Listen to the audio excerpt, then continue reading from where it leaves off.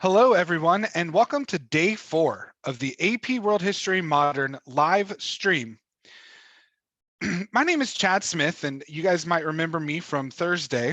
I am a teacher in the Dallas area of Texas at MacArthur High School. And I'm excited to be here with you guys today talking about decolonization after 1900. Before we get into today's activity and talk about decolonization after 1900, I want to take some time to go over Mr. Laugereau's AP exam practice assignment from Friday. If you remember, Mr. Laugereau talked to you guys on Friday about the spread of communism in the 20th century in the context of the Cold War. And he gave you a short answer question with a set of 3 questions responding to a document by the Chilean communist ruler slash communist revolutionary. So the first question said, identify one ideology that informed the author's point of view in the passage. So when you look at the document, and by the way, if you don't have the document from Friday in front of you, you can look in the description of this YouTube video. And in the description of this YouTube video is a link to a Google Drive that has your homework assignments or your AP test prep from every day, and it has your document and the questions from Friday. So if you'd like to go look at that document now, while we're going over key parts of it, that would probably be a good idea. So in the document, Allende emphasizes and glorifies the working class and talks about the working class as if he's a part of it. And he also rejects foreign capital and the role of foreign capital in the Chilean market. This clearly is a point of view that is informed by socialism. Another word that you could use to describe this point of view is Marxism, because Marxism describes the spectrum of political and economic ideologies that promote government control of aspects of the economy. You could also read the document and see that Allende stressed the role of foreigners in his defeat. And we know from what Mr. Laugereau taught us yesterday that the foreigners specifically that he's talking about were the United States of America, who got involved in the Chilean conflict because of their interest in containment. He declared his faith in Chile and the destiny of Chile. This shows that the author's viewpoint was also formed by nationalism. Any of these 3 answers would be acceptable answers. You don't have to have all 3 of them, but any one of the 3 is an acceptable answer to the question. Let's move on to question B. Question B asked you to explain one way in which the actions of the Chilean military, as described in the passage, reflect the global political context of the late 20th century. The key here is coming up with global political context. What's happening in the world that this Chilean military conflict fits into? That question can be seen in many different ways. For one, the Chilean military's actions reflect the fact that militaries of the time intensified internal political conflicts by using force to overthrow civilian governments. Another acceptable answer here, and I think a more likely acceptable answer here, is that the military conflict shows that interference from global superpowers such as the Soviet Union, or in this case, the United States, in internal conflicts in one region. That's shown in this speech because Allende is saying that the Chilean military had foreign assistance, and we know that he's talking about the United States. This is what we talked about when we had our live stream on Thursday and talked about proxy wars and the interference of the 2 global superpowers in local or internal military conflicts. Another potential answer here is that the actions of the Chilean military reflect Cold War ideological rivalries and show that these rivalries destabilize governments, because Allende's speech indicates that the Chilean military and other Chilean elites and the United States all opposed his socialist regime. Again, each one of these 3 responses is a perfectly acceptable response to the prompt. Notice that question 1 simply says identify. And because it says identify, the answers here are a lot less comprehensive. It merely says the author's point of view was informed by socialism, and that's a sufficient response. However, here, each one connects it directly back to the document. The reason that each one of these connects the answer directly back to the document is because in this question, the prompt does not say identify, it says explain. The third prompt says identify one state in Latin America or Africa other than Chile in which global geopolitical circumstances led to the political instability in the second half of the 20th century. Now remember, the phrase global geopolitical circumstances sounds really intimidating, but in reality, you just answered it. So think proxy wars. Here are some examples. One example is that the Cold War led to political stability in places such as Nicaragua or El Salvador, in Angola, the Congo, and Peru. Of course, some of these are proxy wars that we learned about last week, and some of these are proxy wars that we did not. Okay, so before we go on and have a warm up to talk about today's exercise, I want to encourage you to share your responses with your own teachers and ask them for guidance in understanding your response. There are potential responses that I did not bring up here as a possible answer, and they might be right too. So please feel free to connect with your teachers and share your responses to this short answer question in order to get an idea about your performance level. And if you didn't perform well, how to improve. Now let's take a moment and let's look at some of the tensions after World War I that led up to the process of decolonization. Much of what we're going to look at right now comes from Unit 7.5, which tells us that after World War I, there were many tensions left unresolved. And we're going to look at some of those tensions and how their lack of resolution led to even more problems for those people over the course of the next 50 years. I'm going to give you 2 minutes to read this document. I want you to read this document and seek to answer the question on the left side of the screen. How does this document characterize the relationship between European states and colonized people? Take 2 minutes to read the document and jot down some responses.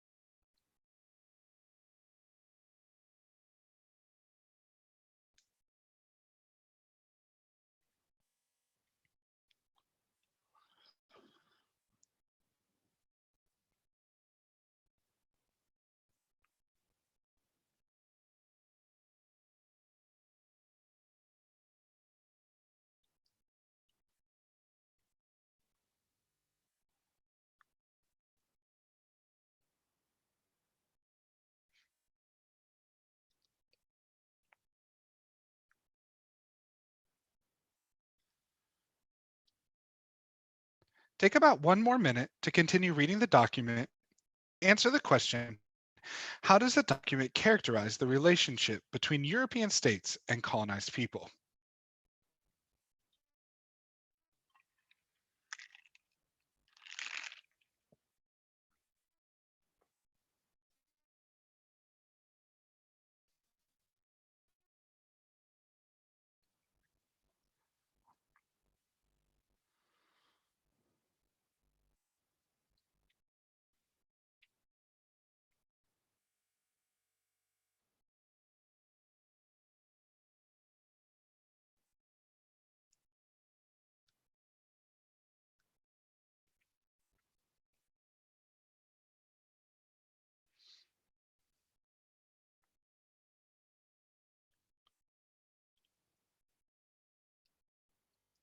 Okay, our 2 minutes is up, so I'm going to move on to the next document. But if you need more time, feel free to pause the video, screenshot the screen, and come back to it later, whatever works for you.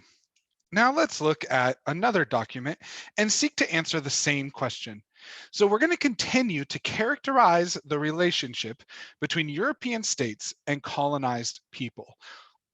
What is the relationship between European states and colonized people? Let's take 2 more minutes.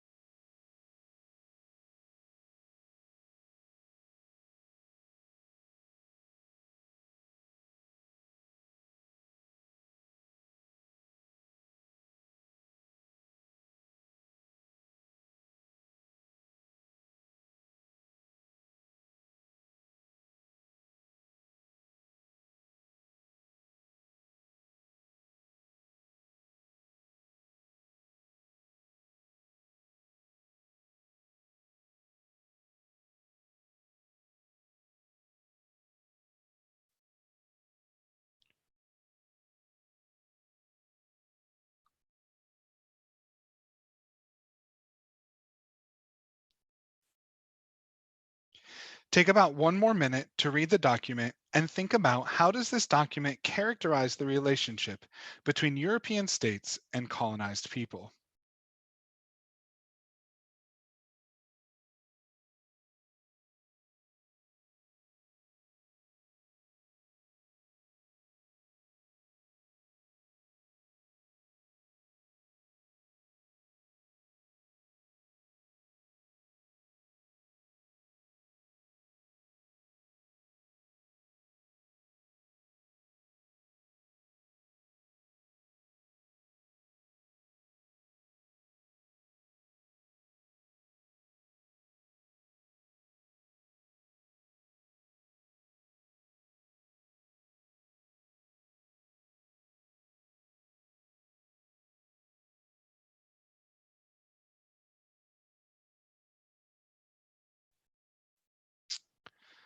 Okay, I'm going to move on to the next document now, but just like before, if you need to pause the screen or take a screenshot, you're more than welcome to do that to continue working on this document.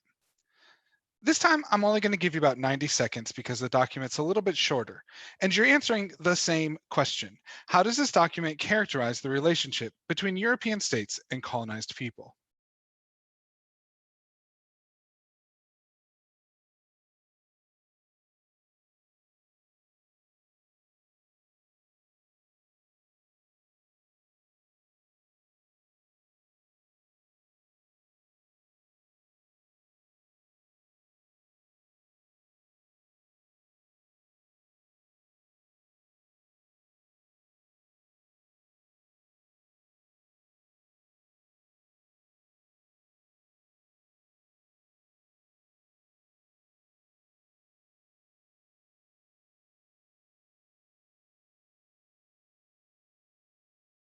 Okay, take a little bit less than a minute to finish reading the document and thinking about how does this document characterize the relationship between European states and colonized people.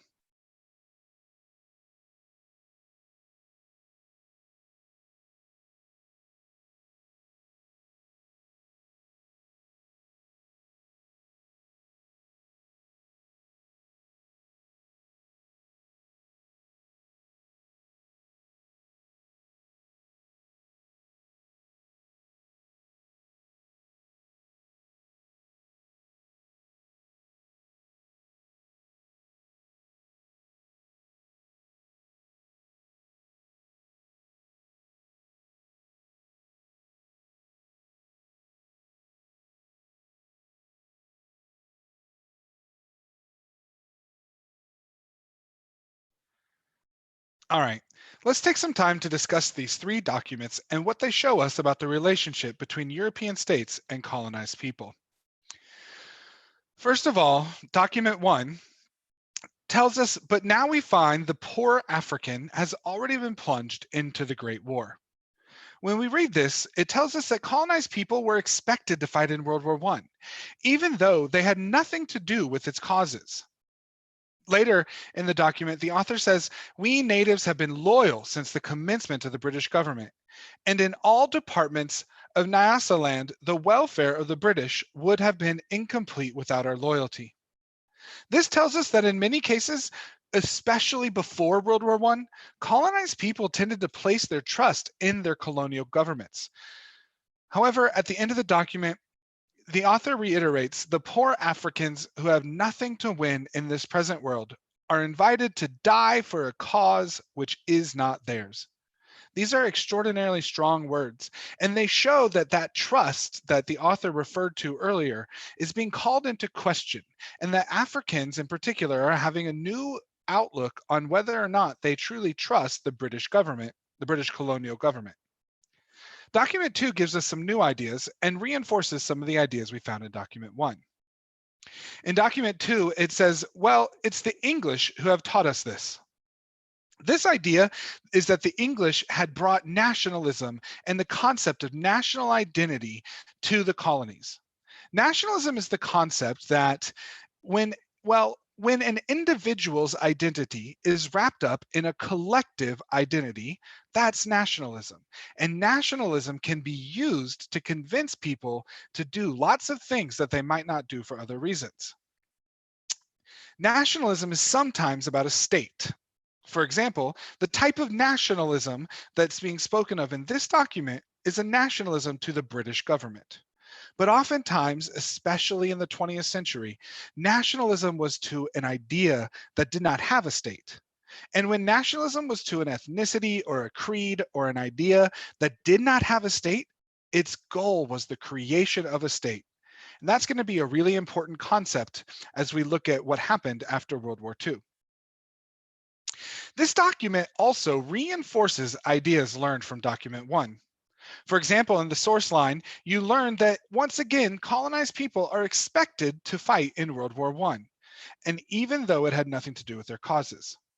And throughout Document 2, there's an emphasis on violence and the damage it causes in younger generations, further demonstrating the tensions between colonized people and European states as a result of the role colonized people were expected to play in World War I. These tensions after World War I created new problems for both European states and colonized people as they progressed through the 20th century. Let's look at Document 3. Document 3 says, we were given worthless lands in some of the most remote parts of the island, without even a well-needed 5-pound bill to assist us in making a shabby shelter. Again, this tells us something new, that colonial governments had little to offer colonized people as a result of their participation in World War I. But it also reinforces the ideas we learned in Document 1 and 2. In all three documents, there's a clear dissatisfaction, even an anger with the colonial governments. This demonstrates growing tensions between colonized people and colonial governments. These tensions, again, that you learned about in Unit 7, Topic 5, these tensions from World War I show that they lasted long beyond World War I. And the failure to resolve these tensions created even new problems after World War II. So let's take some time today to talk about those problems that were created after World War II. We're going to focus on three separate learning objectives today. These three separate learning objectives today are focused on the concept of decolonization, the idea that many people across Africa and Asia rejected their imperial governments and established new states, and then had to go to work determining how those states would pursue economic and political development. So first, we're going to compare the process by which various peoples pursued independence after 1900.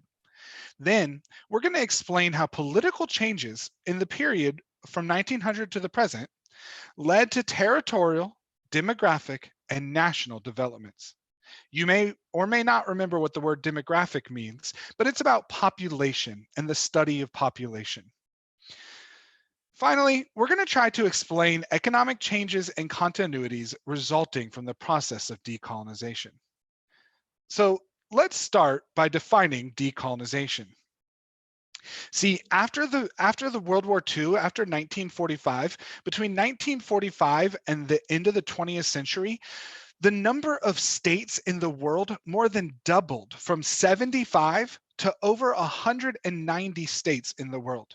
And this is a process that took place through decolonization, as colonized people in Asia and Africa fought against their colonial governments in order to achieve their own independent states. This happened for many reasons. Some significant reasons included both the scientific and social debunking of social Darwinism and the civilizing mission, the fact that after World War II, many imperial states needed to focus their energy and resources on rebuilding their own state and not maintaining imperial governments. But the number one reason for decolonization was the efforts of nationalist leaders and nationalist movements. As a matter of fact, it cannot be said that European governments gave independence to these states. It must be said that states in Africa and Asia earned their own independence and gained their independence from their European colonizers. Some of those states gained their independence through negotiation with European colonial governments, but other states had to gain their independence through armed struggle, as European states refused to give up their economically wealthy colonies. In some cases, independence wasn't such an easy concept either. They were they were religious, ethnic, and regional backgrounds because of borders created by colonizing governments that didn't understand local religions, ethnicities, or regions. And these differences often led to conflict and the creation of multiple states. We've just talked about a massive process that goes throughout the 20th century from 1945 until 2001. Let's go a little bit more in depth by doing a case study on three specific newly created states in the period 1945 to 2001. First, we're going to look at the creation of two states in South Asia called India and Pakistan. Then we're going to look at the British West Africa, particularly Ghana. And finally, we're going to look at Vietnam, which is in Southeast Asia, and you guys should be familiar with because we've discussed it in each of the last two live AP World History Modern lessons. First, let's talk about the case of India. In India, there's a nationalist group that actually goes back to the early 1900s. To the late 1800s. And the Indian National Congress, which was originally a group of elite Indians seeking their own rights for their own class of people. This was a group that the government of Britain promised to give more freedoms to for their participation in World War I. This promise that was made to them and then rejected by the British government was one of the things that we mentioned earlier that created significant tensions after World War I. The Indian National Congress was mostly a secular group with some Hindu influence. But in the 1900s, there was a new leader of the Indian National Congress named Mohandas Gandhi. And Mohandas Gandhi was an incredibly important leader for the Indian National Congress for several reasons.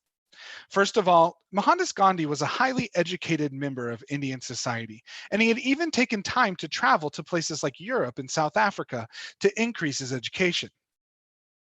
It was very important to Mohandas Gandhi to reject the notions of caste, not to question them religiously. He was a Hindu, and he was seeking to establish a truly secular movement, which meant that they would not restrict people based on their caste. This opened the Indian National Congress up to the masses of the Indian people and took it from a movement of the elite to a movement of the people. It also brought the Indian National Congress and made women able to participate in the activities and actions of the Indian National Congress. The other really important thing that Mohandas Gandhi did for the Indian National Congress was he instituted a policy of non-violent civil disobedience.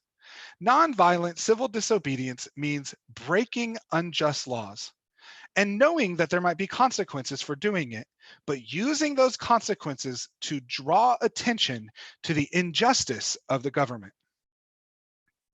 The most famous example for Gandhi was when he led a Salt March. That's right, a Salt March, where hundreds of people marched alongside Gandhi, including hundreds of women, to the sea to make their own salt.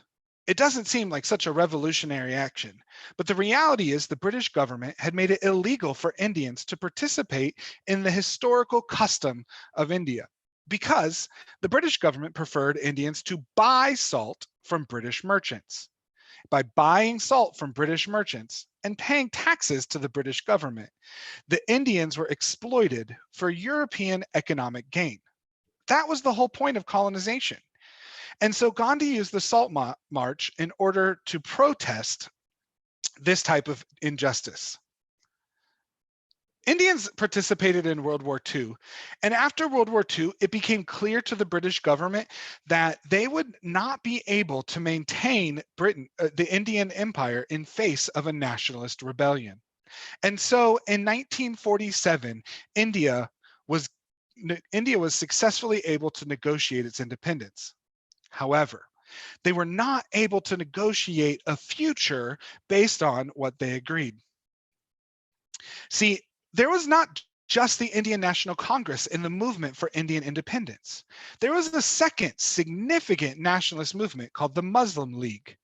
And the Muslim League was seeking exceptional protections for Muslims in the Indian society because Indians represented a prominent minority of, Muslims represented a prominent minority of the Indian people. However, you might remember from learning about the Delhi Sultanate in North India, or from learning about the Mughal Empire across the Indian subcontinent, that Muslims were not just a minority, they were a powerful and wealthy elite minority. So it was important to them to not have a simple democracy or a democracy that relied on secularism. It was important to them to have a government that had clear protections for the Indian people. Ultimately, the Indian National Congress and the Muslim League were unable to come to an agreement with Britain, and therefore, instead of creating one independent state in 1947, the region was partitioned into two independent states, Pakistan and India. Pakistan was for the Muslims, and India was for the Hindus and Sikhs and other secular Indians. This led to intense rioting and massive immigration as Muslim people sought to move north into Pakistan, and Hindu and Sikh people sought to move south into India. More than 1 million people were killed in riots as a result of the partition, including Gandhi himself, who was assassinated by a Hindu nationalist. The story of India gives us examples of several aspects of decolonization. First, it shows us the Indian National Congress and Mohandas Gandhi as two significant leaders in the nationalist movement across Africa and Asia. Second, it gives us an example of a newly created state that was able to negotiate its independence with the colonial empire. Third, it gives us an example of religious differences that led to significant conflict and the development of two separate states. Let's move on and talk about West Africa. Let's see. In West Africa, the British government negotiated for independence, the independence of Ghana, with nationalist leader Kwame Nkrumah. Kwame Nkrumah, like Gandhi, was a nationalist leader who learned about nationalism as he traveled and studied abroad. He traveled in the United States and Britain and adopted specific American versions of nationalism, like founding fathers and statutes to glorify those founding fathers, a flag for people to salute or pledge to, and glorifying the great history of West Africa and West African trade empires. Kwame Nkrumah was an important example of a nationalist leader, and Ghana, or the Gold Coast, is another example of a region that was able to negotiate its independence. You've already become a little bit familiar with the story of Vietnam. At the end of World War II, Vietnam was a part of the French Empire, and Vietnamese nationalists wanted independence from the French Empire. At first, the French Empire engaged in warfare in order to stop the Vietnamese from becoming independent. But even when the French could no longer sustain such a war, the United States of America got involved to avoid the Vietnamese from becoming independent because the nationalist leader there was a man named Ho Chi Minh. Like the other nationalist leaders we've learned about today, Ho Chi Minh was educated outside of his colonial government. However, unlike them, he was not educated in Western states. He was educated in the Soviet Union. And his Soviet Union education helped bring the idea of communism to Vietnam. As a communist, the United States could not allow him, or did not want to allow him, to become a political leader of Vietnam because of the policy of containment. Ho Chi Minh is another example of an extraordinary nationalist leader in the movement for independence and decolonization. But Vietnam is an example of a state that was only able to gain independence through armed struggle. Take a moment to screenshot this screen or write down some of these concepts, because there are many, many more examples of the things that we've talked about today. Another important or significant nationalist leader was Gamal Abdel Nasser in Egypt. And another place where the colonies were able to negotiate independence was French West Africa. Colonies that gained independence through armed struggle included Algeria from the French Empire and Angola from the Portuguese Empire, which we did mention briefly the other day as another example of proxy war. And of course, there were other regional, religious, and ethnic conflicts because of inherited imperial boundaries. The Quebecois separatist movement in Canada, and the Biafra secessionist movement in Niagara. Let's move on and talk about a different type of newly created states. See, sometimes in order to create new states, people were displaced from their lands and resettled into new lands. We've actually already taken a moment to discuss this when we learned about India and Pakistan. That was another example of the ways that people were displaced in order for the creation of new states. But probably history's most famous example of this concept comes in Israel. Israel in World War I and World War II was not a country. However, tracing back to the late 1800s was the idea of Zionism, or the concept of Jewish nationalism. The difference between Zionism and other forms of nationalism is that Zionism didn't have a homeland, that the people of Jewish nationalism were scattered around the world as a result of a process or concept we've learned about throughout world history called the Jewish diaspora. And for Zionism to work, Jews would need to immigrate back to what they considered their homeland, which is where they once had their great empire. The problem with this is, in the early 1900s, somebody else was there. You probably remember learning about the Ottoman Empire, one of the great gunpowder empires of the 14, 15, and 1600s. By 1900, the Ottoman Empire had gone from the strong sword of Islam to the weak man of, or the sick man of Europe. They were losing a lot of their power. Nonetheless, the people living there were predominantly Muslim. So, the Ottoman Empire joined the Central Allies in World War I. If you remember, the Central Allies were Austria-Hungary, Germany, and the Ottoman Empire were the main members of the Central Powers. And as the Ottoman Empire became ready, as the Ottoman Empire was clearly losing World War I, the British made an announcement called the Balfour Declaration. The Balfour Declaration made, frankly, contradicting promises. The Balfour Declaration first was an outright support of the concept of Zionism, promising to support Jewish nationalists in their goal of creating a Jewish homeland. However, the Balfour Declaration also stated that the religious and civil rights of the non-Jewish people living in the region would be respected by the Jewish government. This was problematic because these two promises couldn't both be kept. After World War I, the British government became mandates over the Ottoman Empire. Essentially, they gained colonial control, but tried to call it something else. During this time, Jewish people began immigrating to the region of Jerusalem, to the region of Israel, where they wanted to establish their homeland and create a new state. And after World War II and the Jewish Holocaust and the murder of more than 6 million Jewish people, national sympathies for the Jewish people and the idea that having a homeland could protect people who were more vulnerable to criticism and more vulnerable to violence than other groups of people was an idea that was gaining a lot of steam in the Western world. The British government handed over the decision to the United Nations, and the United Nations partitioned the region and created the State of Israel in 1948. This was not a decision that took place without conflict. As a matter of fact, there's been more than 3 separate wars throughout the last 40 years fought over this region and fought over the decision to partition and force Palestinians out of their home in order to establish a Jewish homeland.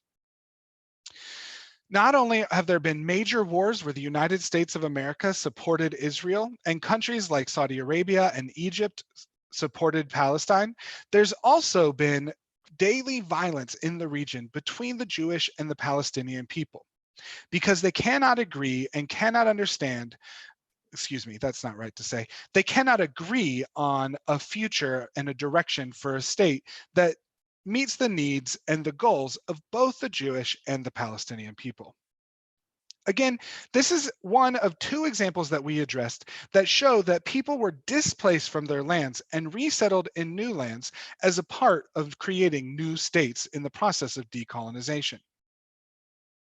Now let's take a moment to look at 2 examples of governments that sought to actively strengthen their control over their economies in order to promote development. In both of these cases, these are newly created states. The first one is a woman named Indira Gandhi, who became the Prime Minister of India in the 1960s. While she has no relation to Mohandas Gandhi, she was the daughter of India's first Prime Minister.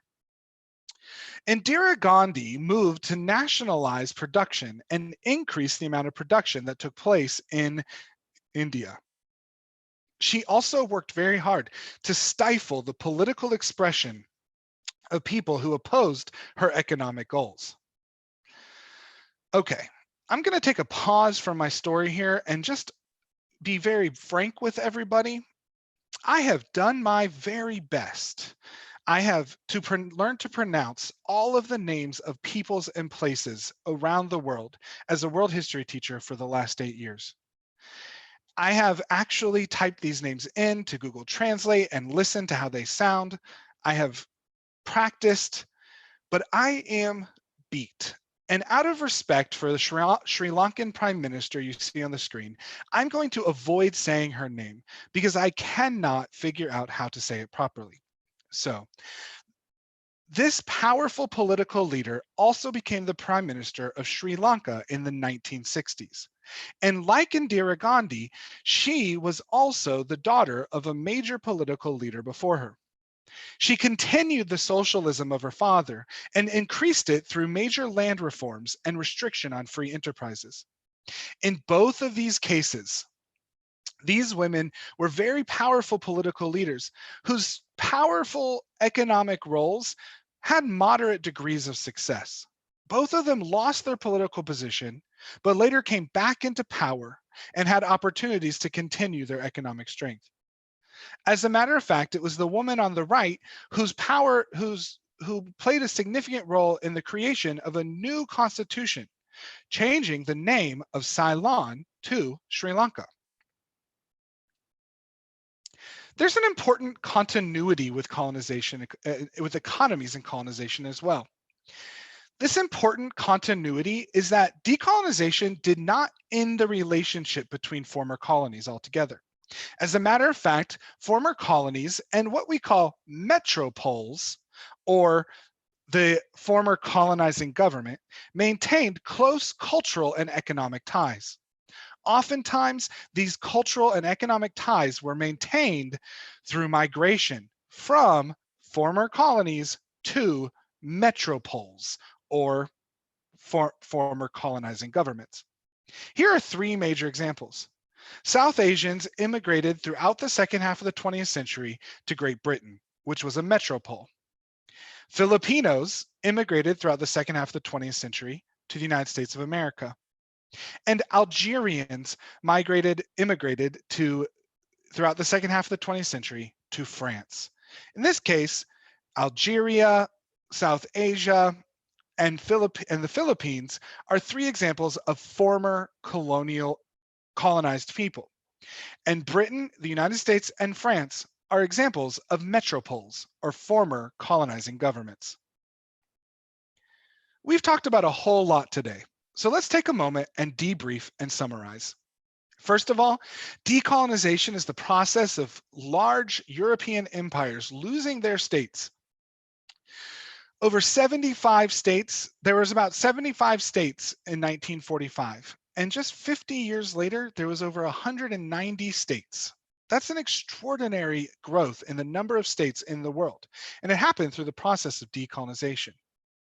In almost every single case, it's important to note that colonies earned their independence.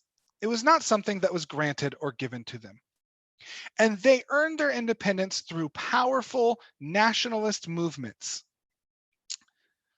Sometimes through negotiation, but sometimes through armed struggle. And sometimes when they earned their independence, there were religious, regional, or ethnic differences that led to conflict or even independent movements. We also learned that sometimes the creation of new states, like India and Pakistan or Israel, led to the displacement or resettlement of large populations. Finally, we learned that in the development of new states, some political leaders took extreme measures and strong economic roles to guide their economy into development. And we learned that former colonial subjects maintained cultural and economic ties to metropoles, or a former colonizing country. Oftentimes, these ties were maintained through migration to major cities in those metropoles. Okay, I know we've been through a lot today, and we just ran through 50 years of history. And before we move on, I want to make a really important note. You may or may not have realized that over the last 4 days, we've discussed the Cold War. And all of a sudden, I'm talking about something completely different.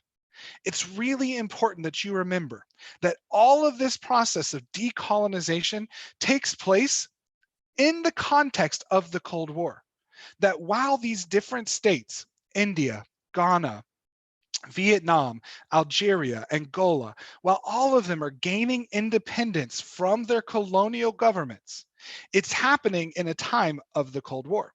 And that as many of these states are trying to develop new political and economic systems, both the United States and the Soviet Union are working actively to spread their influence and convince new political leaders to develop systems similar to the two superpowers. That's really important context for understanding everything we've discussed today. Now let's take some time and do some AP exam practice. Before I get into your assignment to do for practice this afternoon, I want to remind you that in the description for this video, you can click to a link where Google Drive has a Google document that has the 2 documents and the instructions I'm about to show you. So here's the deal. For each document, I will give you a claim based on something we learned about today. It is your job to read the document and find evidence in the document that supports the claim. The easy version of this activity is highlighting or underlining the evidence that you find. The harder version is doing the easy version and writing 1 to 2 complete sentences showing how the words from the document prove the claim without quoting the document. I'm going to quickly go through the documents just so you can see them or screenshot them, but I recommend going to the Google Drive in the description below. Thank you all so much for coming by and watching day 4 of our AP World History Modern live stream. Tomorrow, Mr. Logereau will be back, and we look forward to seeing you guys every afternoon for the rest of the week. Thank you so much.